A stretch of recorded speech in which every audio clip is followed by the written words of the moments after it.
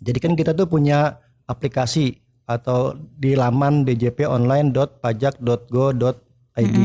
Nah, jadi kita minta untuk seluruh wajib pajak yang ada di Kabupaten Pasir ini untuk bisa melakukan validasi NIK-nya itu paling lambat tanggal 31 Maret 2023 ini. Nah, caranya gimana kan gitu kan. Nah, caranya gimana?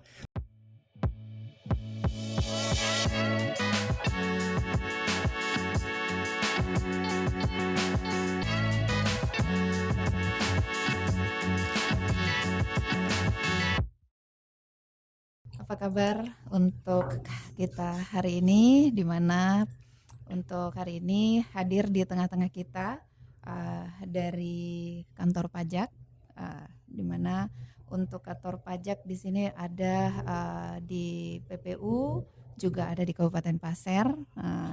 Yang hadir hari ini adalah Bapak Ajat SSTMAK bersama Mila hari ini Pak ya, hadir di podcast Diskominfo Staper, Dinas Komunikasi Informasi dan tentunya buat Bapak kabarnya hari ini baik Pak ya. Alhamdulillah baik Mbak Mila. Ya, di sini kita tentunya membahas tentang pemutakhiran data mandiri dan himbauan pelaporan SPT tahunan. Ya, tentunya sekilas Bapak ceritakan kayak apa sih ini gitu. Oh iya, ya. Baik Mbak Mila, terima kasih sebelumnya. Pertama-tama saya ucapkan terima kasih kepada teman-teman dari Dinas Kominfo yang telah mengundang kami. Ini kesempatan baik bagi kami dari KPP Pratama Penajam bisa memberikan sedikit semacam pencerahan lah ya terkait dengan apa sih kegiatan kita yang kita lakukan selama ini. Nah, untuk tahun 2023 ini di Januari sampai dengan Maret ini kita punya hajatan namanya gitu lah.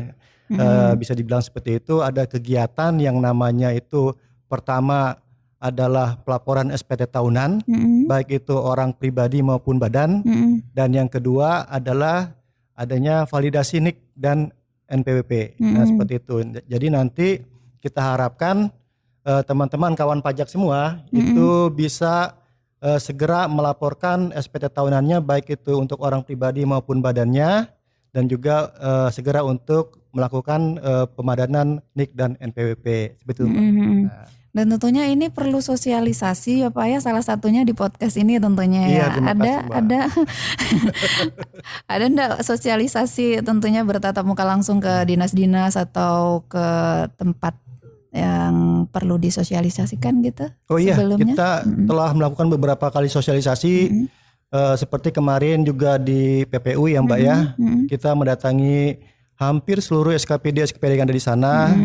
Juga yang untuk di pasar itu kita kemarin melakukan semacam asistensi itu dilakukan di Rumah Sakit Panglima Sebaya Mbak. Nah, nanti rencananya di besok hari Kamis itu nanti kita akan melakukan asistensi itu di ruangan Sadu Rengas dan di gedung kantor Dukcapil gitu Mbak. Iya. Nah, tentunya Bapak sebelumnya punya pengalaman sebelum di PPU dan juga sebelum di Kabupaten Pasir Pak ya. Iya.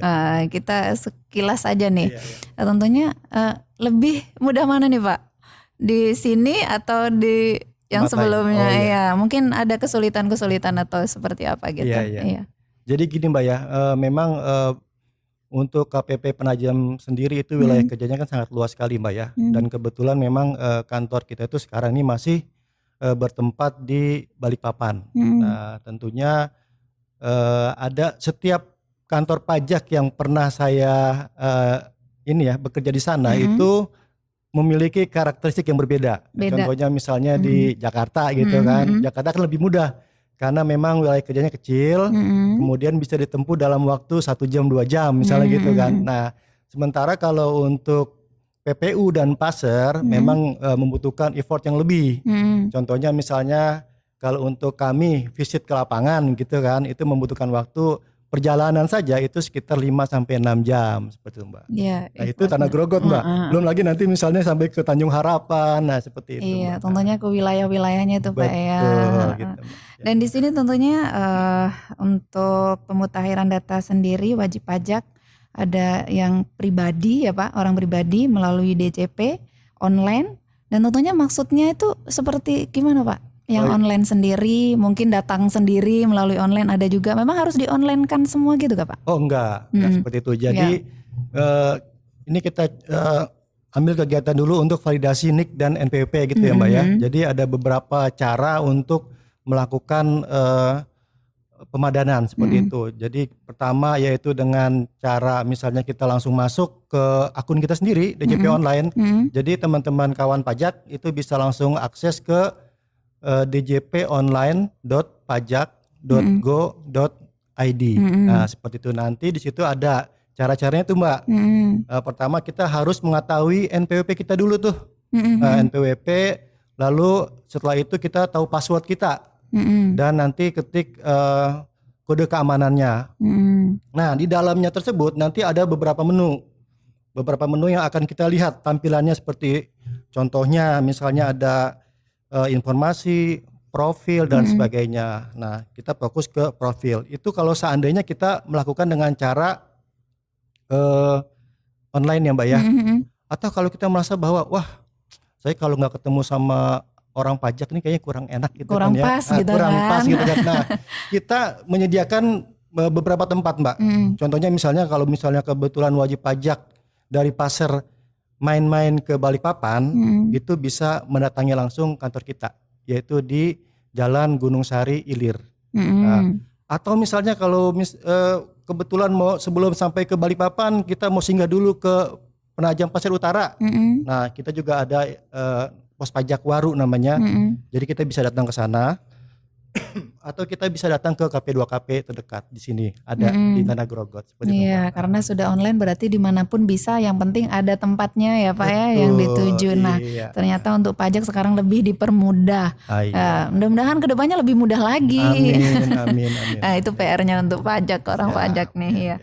Dan tentunya NIK sendiri Pak, berarti untuk pajak sendiri memang harus untuk ini yang kerja kan. Terus habis itu yang UMKM mungkin mereka ada kesulitan, caranya juga gimana? Sebenarnya sama aja Mbak ya. Kalau untuk NIK ini kan tentunya dimiliki oleh setiap warga negara Indonesia ya Mbak ya. Jadi baik itu orang pribadi yang bekerja sebagai kita, contohnya PNS ya, ataupun berwirausaha, UMKM misalnya gitu kan, tetap dia bisa melakukan pemadanan NIK dengan cara yang tadi yang saya sampaikan. Nah, tinggal nanti bagaimana cara pelaporannya saja di SPT tahunan. Nah, kalau untuk NIK sendiri itu memang kita rencananya itu mulai tanggal 1 Januari 2024 itu setiap wajib pajak orang pribadi baik itu PNS maupun berwirausaha UMKM itu sudah melakukan pemadanan Mbak.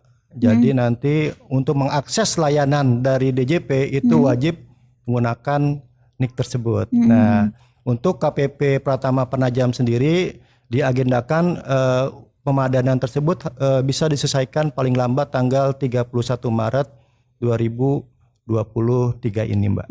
Berarti itu, Mbak, harus clear itu Pak ya? Iya, betul Mbak. Nah, jadi kenapa kita harus menggunakan NIK sebagai pengganti dari NPWP? Itu ada beberapa tujuan sebenarnya Mbak. Iya, tujuannya Pak. Nah, pertama adalah untuk meningkatkan kemudahan bagi wajib pajak dalam mengakses dan menerima layanan perpajakan. Nah, coba bayangkan kalau seandainya kita punya NPWP dan NIK.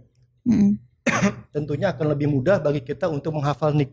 Karena NIK itu bisa kita gunakan untuk kegiatan administrasi tidak hanya di pajak, tapi juga di hal-hal lain. Contohnya misalnya kalau kita mau beli tiket ya, kita pakai NIK kan. Tapi kalau NPWP sangat sulit untuk menghafalnya. Jangankan mungkin ya, jangankan Mbak Mila, mungkin orang pajak pun suka lupa berapa sih NPWP-nya gitu kan. Karena NIK aja belum tentu ingat. Iya betul, NIK aja belum tentu ingat, apalagi yang NPWP Pak. Ya, seperti itu. Nah, yang kedua adalah untuk memberikan kesetaraan serta mewujudkan administrasi perpajakan yang efektif dan efisien. Dan yang ketiga adalah mendukung kebijakan Satu Data Indonesia dengan mengatur pencantuman nomor identitas tunggal yang terstandarisasi dan terintegrasi. Seperti itu Mbak. Nah. Sedangkan di UMKM sendiri itu Pak, untuk menyetarakannya itu gimana tuh? Langkah-langkah dan caranya tuh? menyetarakan apa nih? Biar sama kayak di dinas kan langsung tuh. Berarti iya. kita perorangan yang datang ya kalau Iya, UMKM perorangan. itu pribadi, secara pribadi. Betul. Tidak ada mungkin dari kantor desanya kah atau apa yang menguruskan seperti itu? Oh iya, jadi gini. Jadi seperti saya sampaikan tadi bahwa kita itu memiliki saluran-saluran yang dapat digunakan oleh kawan pajak untuk bisa melakukan pemadanan. Jadi kalau misalnya PNS itu kan gampang aja ya. Misalnya dia punya bendaharawan Langsung atau global apa, kan, misalnya langsung rame global, gitu iya. kan. Nah kalau untuk UMKM ya nanti kita bisa atur waktunya dan juga ada saluran-saluran yang bisa kita gunakan. Misalnya contohnya tadi dengan kalau memang seandainya sudah cukup mampu untuk melakukan validasi secara mandiri misalnya gitu kan, ya sudah tinggal masuk aja ke DJP online tadi. Atau misalnya dengan menggunakan kering pajak kami di 1.500 200 nah seperti itu. Atau juga bisa menggunakan WhatsApp yang kita berikan misalnya gitu kan, yang sudah pasti itu dari KPP gitu kan, karena saat ini kan banyak sekali kan WhatsApp yang beredar luas gitu kan, yang bukan milik KPP misalnya gitu kan. Nah itu nanti kita bisa menggait dari situ. Atau tadi kalau seandainya merasa waduh ini kok kalau KPP Penajam itu kan terlalu jauh gitu ya tempatnya ya. Nah udah jadi bisa mendatangi pos tadi, pos pajak yang kita disampaikan buat tadi. tadi. Atau nanti sekarang ini kita sedang melakukan ini Mbak, bergerilya ke tempat-tempat kecamatan-kecamatan yang terdekat supaya nanti teman-teman yang kebetulan mau melakukan pemadanan itu bisa langsung datang ke sana. Berarti kan sudah ada gitu ya. Iya, sudah kita siapkan Anggap semua. aja Mbak. poskonya dah ya. Iya, meskipun betul. bukan. Iya, betul, Mbak. Iya. Dan tentunya untuk pemutahiran ini mempermudah masyarakat intinya Pak ya. Betul, Mbak. Masyarakat luas semuanya baik yang di dinas maupun yang masyarakat biasa umum ya gitu. Dan di sini Pak mungkin banyak masyarakat yang nggak tahu tuh. Sebenarnya mungkin ini agak jauh dari sini sih saya tanyakan. Nah ini cuma saya nanyain berapa sih yang harus dilaporkan untuk dipajak tuh nilainya gitu.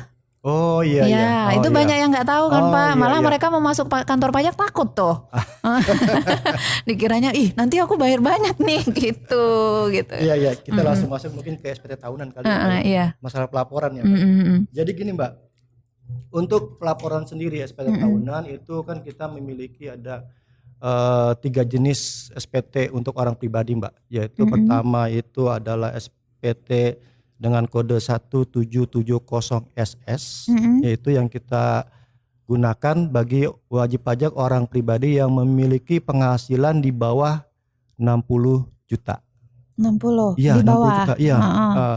Yang kedua itu kita bisa menggunakan SPT dengan kode 1770S.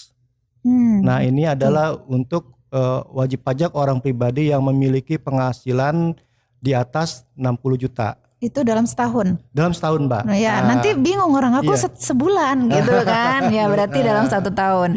Iya. Yang satu lagi adalah 1770. Nah ini untuk wajib pajak yang berwirausaha atau memiliki pekerjaan bebas.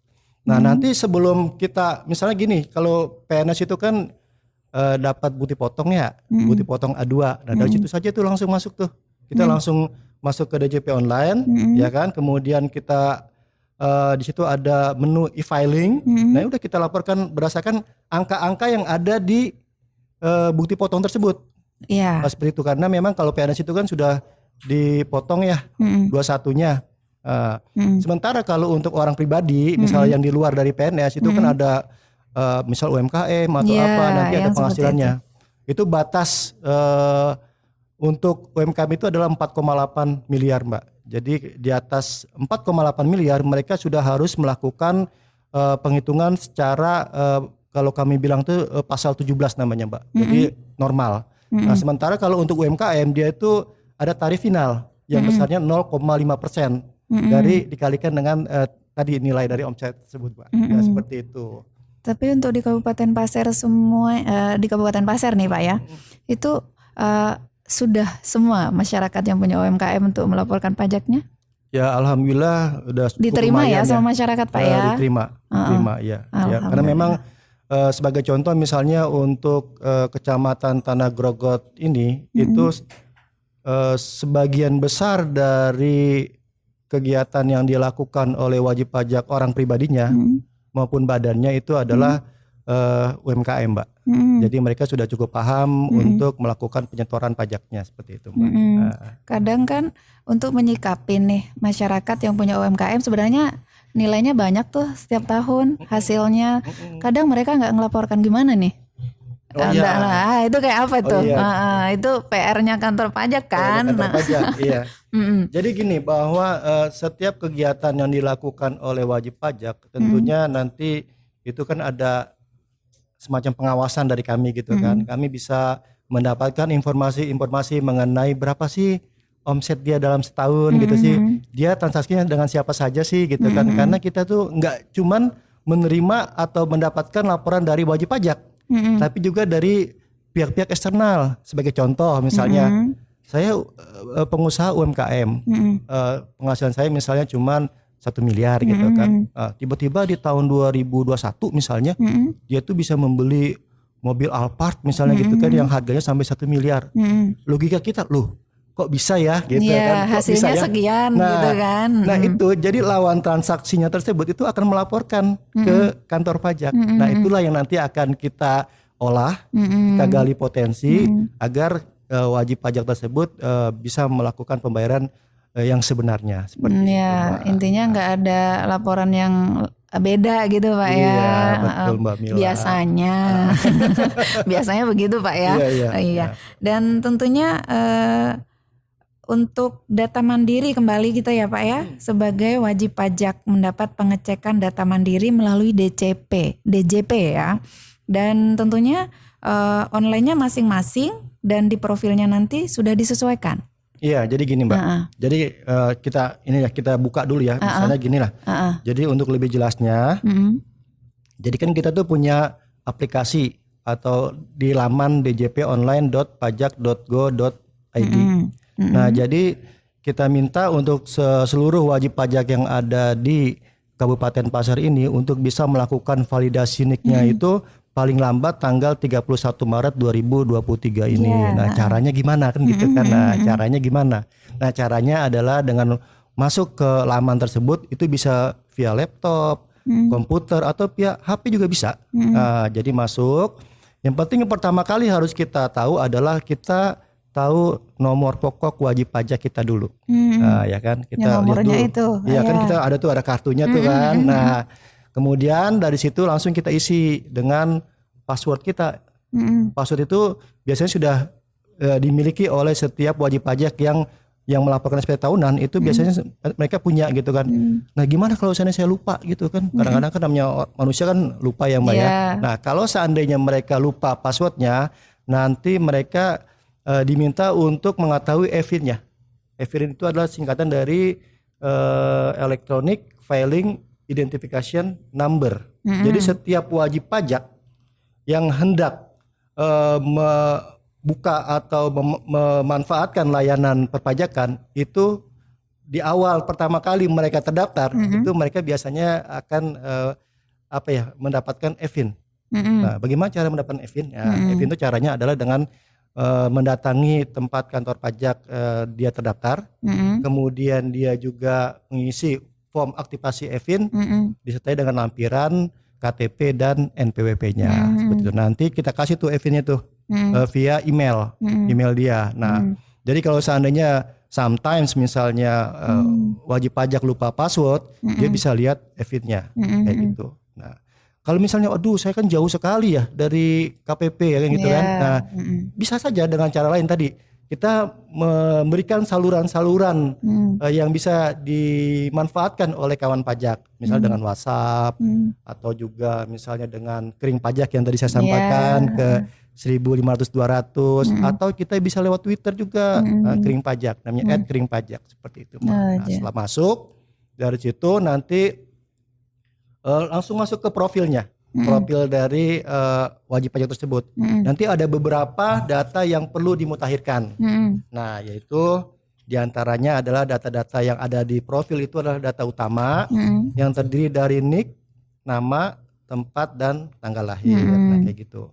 Lalu bisa juga nanti ada data lainnya seperti email dan nomor handphone, Mm-mm. lalu data clue, klasifikasi laban usaha serta data keluarga. Nah, nanti itulah yang perlu dimutakhirkan oleh wajib pajak tersebut, Mbak. Iya. Kalau masih bingung juga, datang saja. Toh juga Iya, KP2KP Tanah Grogol kan dekat lebih dari dekat sini. ya kan Iya. kalau yang dari Grogol. Betul, Mbak Mila. Mungkin bisa Gitu. kalau yang dari camat bisa minta bantu di situ Iya, ya, bisa. di kecamatan-kecamatan gitu Betul, bisa iya. minta bantu Iya, iya. bagaimana caranya. Hmm. Dan di sini nih saya mau nanya juga, biasanya ada keterlambatan kan?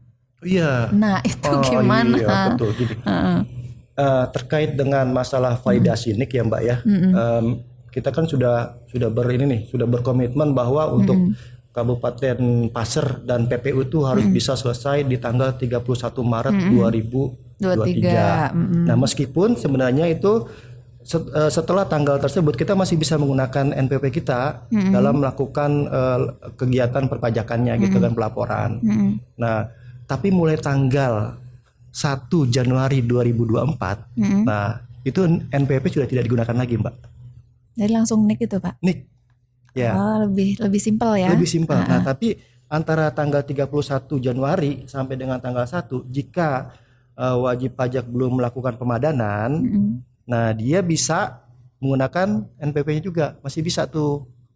Masih boleh. Masih boleh. Nah, nanti setelah itu dia sudah tidak bisa. Nah, seperti itu kalau untuk validasi NIK. Nah, untuk SPT tahunan sendiri kan sering sekali tuh. Aduh, ini harusnya tanggal 31 Maret paling lambat ya melaporkan. Nah, ternyata dia melaporkannya hari berikutnya atau minggu berikutnya gitu kan. Iya. Nanti ada dendanya tuh. Nah kan berjalan dendanya kan ada. denda. Iya.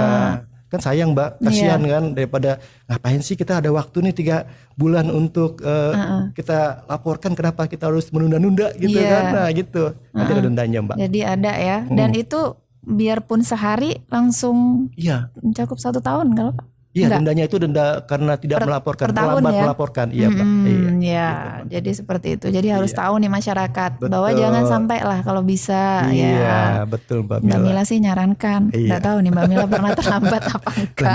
Mbak Mila gimana, sudah melapor belum? Soalnya di kantor sini semua yang ngurusin. Iya, untuk pajaknya. Iya. Dan untuk online sendiri nih Pak ya. Setiap pribadi tentunya ada badan hukumnya. Nah, dan pelaporan SPT tahunan sebelum tentunya tahunan pribadi sebaiknya harus tahu dulu siapa yang wajib untuk menyampaikan SPT tahunan. Apakah orangnya pribadi atau bisa diwakilkan atau bagaimana? Ya. Ya. Jadi gini, Mbak. Jadi setiap wajib pajak, baik itu orang pribadi maupun badan, itu pasti memiliki NPWP ya, Mbak. Jadi mereka tuh wajib untuk melaporkan SPT tahunannya, gitu kan. Nah, kalau untuk PNS tentunya kan dia ada bukti potong, lalu dia langsung melaporkan SPT tahunannya. Nah, sedangkan untuk orang pribadi yang memang bukan PNS nanti dihitung oleh mereka berapa sih omset dia, misalnya apakah sudah melebihi 4,8 atau belum. Nah, kalau misalnya dia masih di 4,8, maka dia nanti dikenakan tarif final yang besarnya 0,5%. Nah, kalau untuk yang sudah lebih, nah itu nanti dia ada perhitungan sendiri dengan tarif pasal 17 seperti itu, Mbak. Nah. Jadi tidak diwakilkan nggak boleh Pak ya? Oh enggak. Istilahnya untuk Apa melakukan. ini untuk melaporkan Iya, apa tuh, Mbak? melaporkan SPT tahunannya. Oh gini, Mbak. Jadi kan setiap WP itu kan memiliki NPP sendiri ya, Mbak ya. Ya kan tentunya kan kita nggak mungkin misalnya saya aja sudrajat gitu kan, saya wakilkan ke orang gitu lah untuk ini, untuk apa? Untuk melaporkan di aplikasi saya misalnya kayak gitu kan. Tapi kalau seandainya untuk untuk memberikan semacam kalau dia masa Arahan bisa ya. atau bimbingan itu bisa. Kita sudah ini kok, Mbak, kalau di KPP itu kan ada yang namanya account representatif. Nah, jadi setiap wajib pajak itu pastinya memiliki AR-nya masing-masing. Nah, jadi kalau misalnya ada masalah terkait dengan penyetoran, penghitungan, pelaporan atau konsultasi perpajakan, itu bisa langsung menghubungi AR-nya masing-masing. Gitu kan. Oh, jadi ada sendiri-sendiri Pak ya? Ada. Oke. Contohnya misalnya gini, untuk di Tanah Grogot itu ada 5 account representatif. Jadi setiap wajib pajak yang memiliki atau berdomisili di Tanah Grogot atau berkedudukan di Tanah Grogot, dia memiliki AR-nya masing-masing. Jadi dia tinggal menghubungi AR-nya saja. Nanya di situ. Nanya di situ, puas-puasnya lah nanya Pokoknya gitu. jangan lupa nanya deh ya. Nanya pokoknya Mbak. Nah, Nggak bayar kan Pak? nggak bayar. Semua layanan kita itu gratis. tidak dipungut biaya gitu Iya, kan. Nah, kadang memang kesulitannya adalah banyak wajib pajak yang merasa enggan atau gimana lah gitu ya untuk menghubungi AR-nya gitu kan. Nah, makanya kita usahakan bahwa mereka bisa bisa berkomunikasi gitu Iya, loh. jadi Atau konsultasi. konsultasi, betul Mbak, seperti itu. Jadi jangan takut dah Jangan untuk takut. konsultasi Iya. karena bertanya seperti pepatah, malu bertanya sesat di jalan kan Iya, Pak? benar Mbak. Oke. Dan untuk SPT tahunan sendiri jenis-jenisnya apa aja sih Pak? Iya tadi. Karena banyak yang nggak tahu tuh Oh, pasti iya, di luar sana. iya. Saya aja juga kurang paham. Iya, betul ya gitu ya Mbak. Ya. Mengaku ini Pak. Iya Mbak. Jujur saya Pak. Iya betul Iya. iya. Jadi untuk orang pribadi itu kan tadi sudah saya sampaikan ya bahwa ada beberapa jenis dari SPT tahunan. Jadi nanti ada untuk orang pribadi ada yang 1770SS, 1770S dan 1770. Nah, ini digunakan oleh wajib pajak berdasarkan omsetnya juga gitu loh. Kalau misalnya dia penghasilan dia di bawah 60 juta dalam setahun ya Mbak ya. Misalnya gitu, dia bisa menggunakan 1770 Iya, SS. yang seperti tadi disampaikan. Iya gitu. Iya. Nah, misalnya di atas 60, dia bisa menggunakan 1770S atau dia memiliki kegiatan di pekerjaan bebas, dia bisa menggunakan 1770 gitu, Pak. Pokoknya nilai yang di bawah 60 tuh maksudnya yang 5 juta, 10 juta itu termasuk? Iya, sepanjang dia memiliki NPWP, dia sebenarnya wajib untuk Sepanjang melaporkan SPT ada tahunan NPWP dengan tahunan nilai ya. nihil nanti kan gitu kan. Oh gitu. Iya, Jadi Mbak. meskipun tuh 2 juta, 3 juta iya, tetap. Oke. Berarti ada ya. Dan untuk medianya tadi sudah disampaikan pakai link ya Pak ya? Iya, Medianya link Iya. melalui online juga. Iya. Dan bagaimana nih wajib pajak yang tentunya baru sudah disampaikan tadi caranya, jangan lupa bertanya intinya Iya, di betul, situ. iya. Dan apa saja sih Pak yang perlu disiapkan untuk andaikan saya nih pajak belum punya, Iya. kan baru. Iya. Apa-apa aja, KTP yang kayak gitu kan? Oh, iya. Nah, Iya. Jadi gini, untuk wajib pajak yang baru terdaftar ya, dan kebetulan memang dia PNS, yang paling pertama dibutuhkan adalah bukti potong, Mbak. Bukti potong ya, bukti potong. Kalau PNS itu bukti potong A2. Jadi biasanya setiap mungkin di Januari atau Februari gitu ya, itu setiap bendaharawan itu akan memberikan bukti potong atas pekerjaan si PNS tersebut selama 1 tahun di tahun sebelumnya. Nah, itu yang akan digunakan oleh kita. buktinya ya. Buktinya untuk mengisi di SPT tahunan kita melalui media online tadi, gitu kan. Nah, jadi nanti ikuti aja ininya yang ada di bukti potong tersebut. Yang ada Nanti sudah di iya, situ. nanti sudah ada semua di sana gitu. Kalau yang baru nih, yang belum sama sekali, istilahnya kayak UMKM melaporkan, saya ini harus taat Pak, bahasanya taat ya, sebagai iya. warga masyarakat taat Iya. pajak, dia belum pernah nih bayar pajak. Iya. Mungkin biasanya pajak yang dipakai pajak bangunan yang kayak gitu aja. Jadi Iya, ini iya. punya penghasilan Iya. nih di luar mungkin wira swasta atau apa usahanya. Nah, di situ syarat-syaratnya apa aja sih Pak? Oh, jadi gini Mbak, tadi kan kalau misalnya kita baru gitu ya, baru mendapatkan NPWP gitu kan. Jadi untuk bisa mengakses layanan dari DJP itu wajib yang memiliki tadi saya bilang e-fin tadi.